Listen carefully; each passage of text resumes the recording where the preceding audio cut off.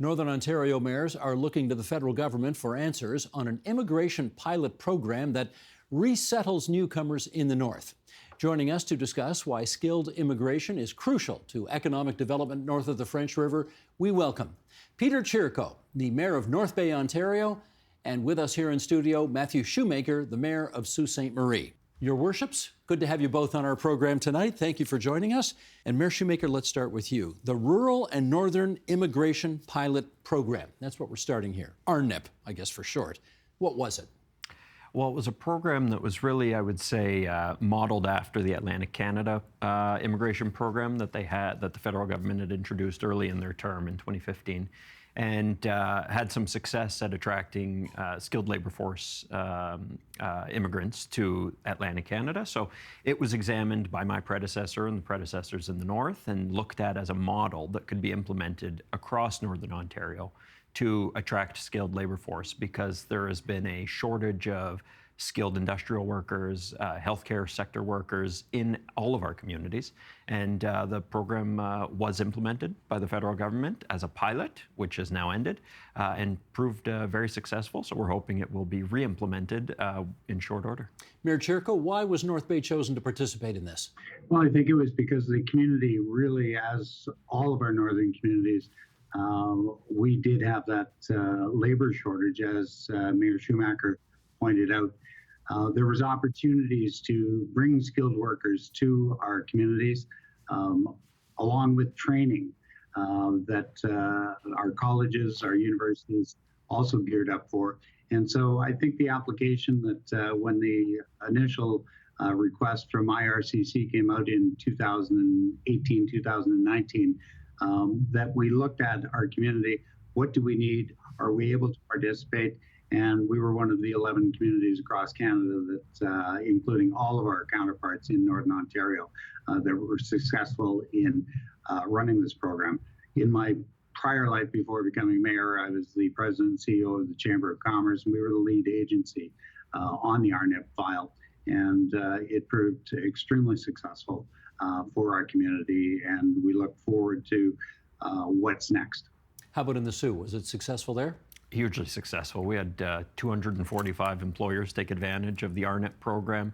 We had 1,800 immigrants come to the community, about 1,000 workers and 800 family members, give or take. And that is in the matter of 4 years, from when the program was started in 2020, or when we accepted our first invitees in 2020 to 2024, when the program closed. We got 1,800 people just in our community. Across all of Northern Ontario in the 5-year period between 2011 and 2016, there were 2,200 immigrants resettled in the north. So it was shows the success you can have when you target programs to the communities that have these needs. And it has been a huge success. We had our population grow for the first time in 40 years in Sault Ste. Marie, largely as a result of this program. Follow up on that, because more than 100,000 people move to Toronto every year. So if people watching us from south of the French River here, we had 1,800 people, our population increased by that much because of this program in Sault Ste. Marie.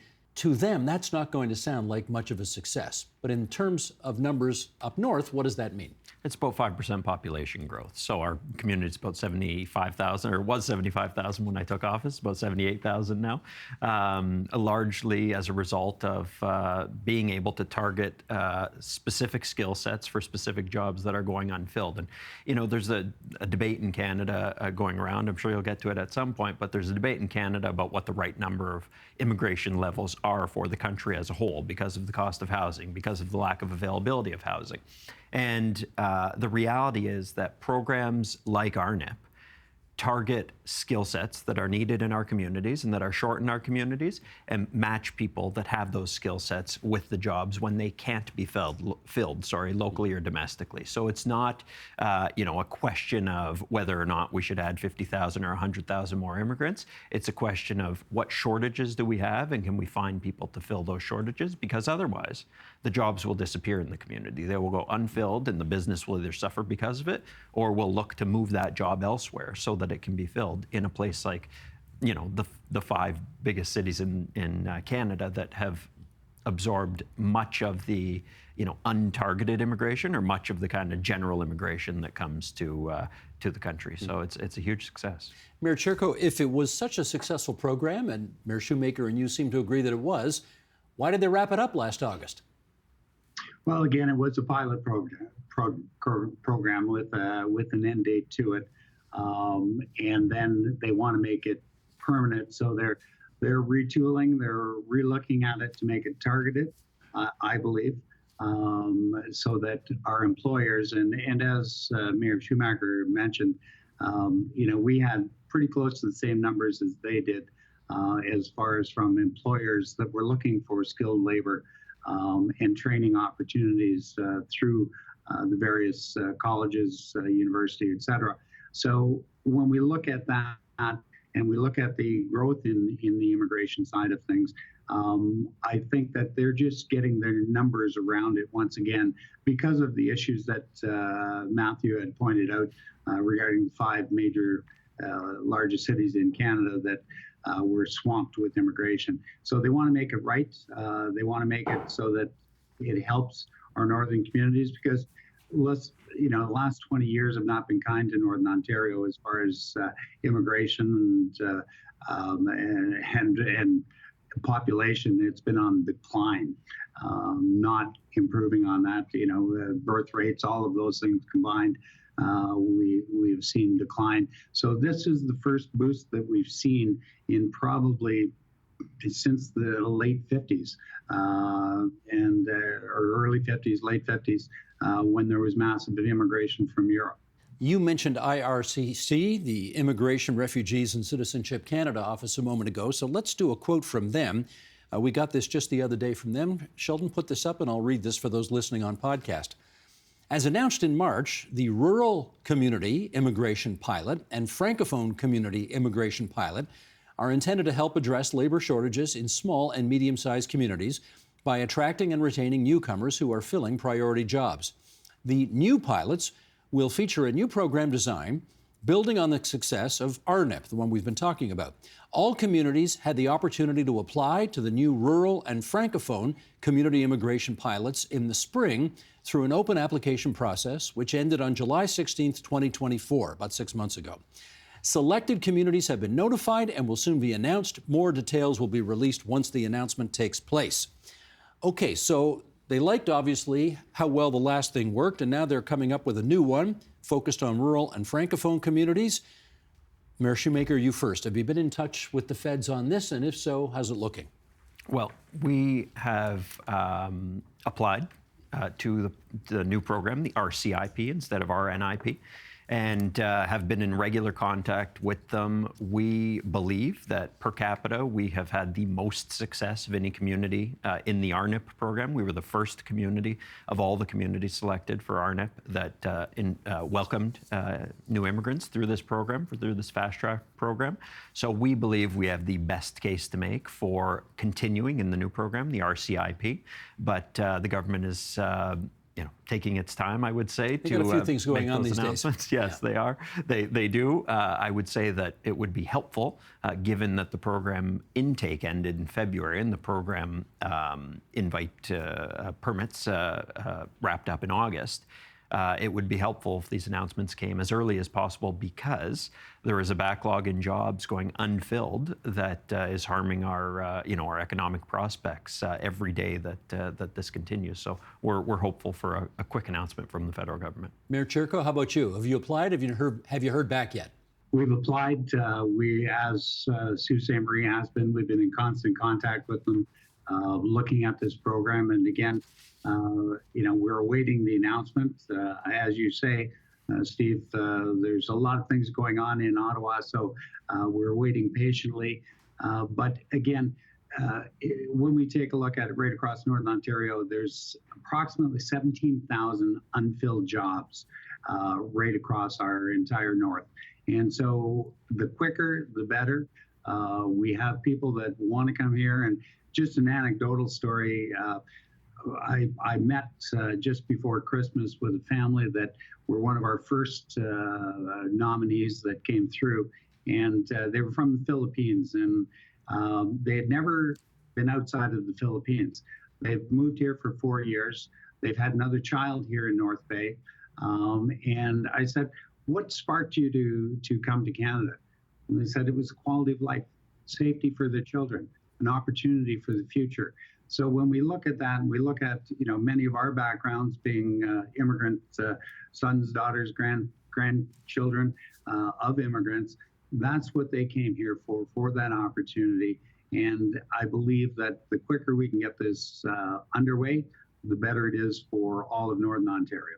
Well, I've never been in the position of giving politicians advice on these things, but it seems to me that if you both threatened the federal government with 25% tariffs on everything coming out of your two cities, I mean, that seems to be a tried, tested, and true way of getting the federal government's attention. Have you thought about that, Mayor Shoemaker? We're on the border with the U.S., so we're familiar with the tariff threat and the use of it. We're more eager to actually get the program rolled out than to undertake things of that nature, which I think would be hurtful for everybody. So I think that working with the feds to try and get this announcement rolled out as quick as possible to determine what the successful host communities are is the way to go about it. Geez, I thought that was such a good idea. Anyway, okay, well, let me move on here.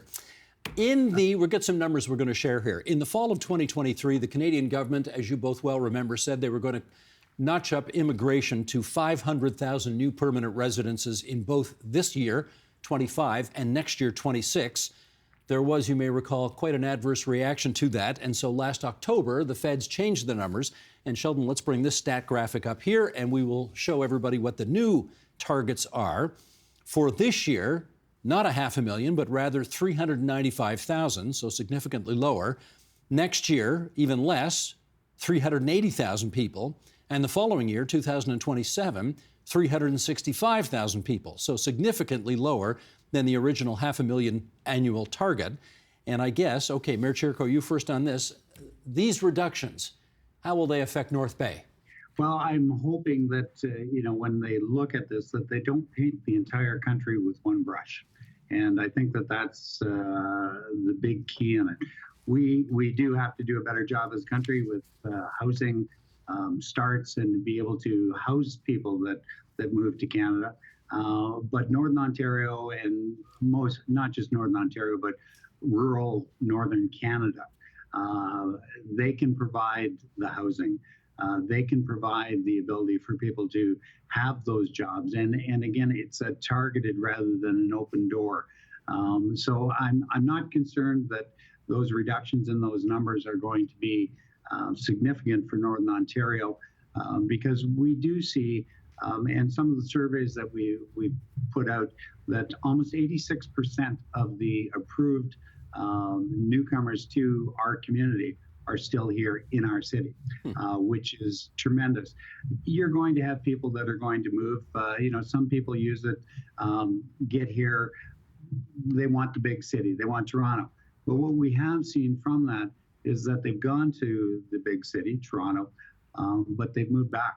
It's too busy, it's too expensive, too much congestion, lack of housing, all of those things. So I think that our communities, all of our communities in Northern Ontario, are well served by those numbers, and I think it's a cautious approach to make sure that we are able to make sure that those people that do come to Canada have affordable housing, have that ability to have those positions in our communities. I'm sad to be able to confirm that all of the things you just said about Ontario's capital city are quite accurate these days, and those of us who live there are occasionally frustrated at the way things are. Mayor Shoemaker, how about for you? That 20% reduction in open-ended immigration, how might that affect the zoo?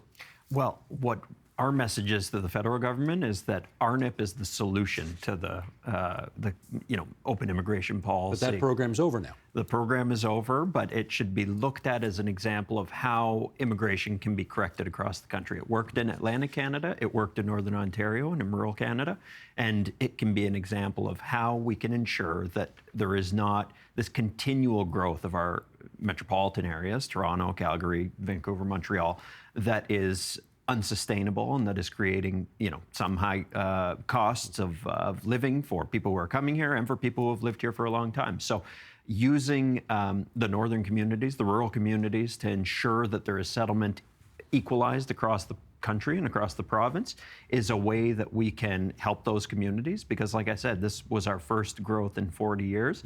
It was also a significant growth to our tax base. I mean, otherwise that tax base had been shrinking over the course of the last 40 years as well. So it is a way to stabilize the economics in our community. It is a way to stabilize the housing costs across the country, because in Sault Ste. Marie, we are building housing at a faster rate than the province says we need to be building it.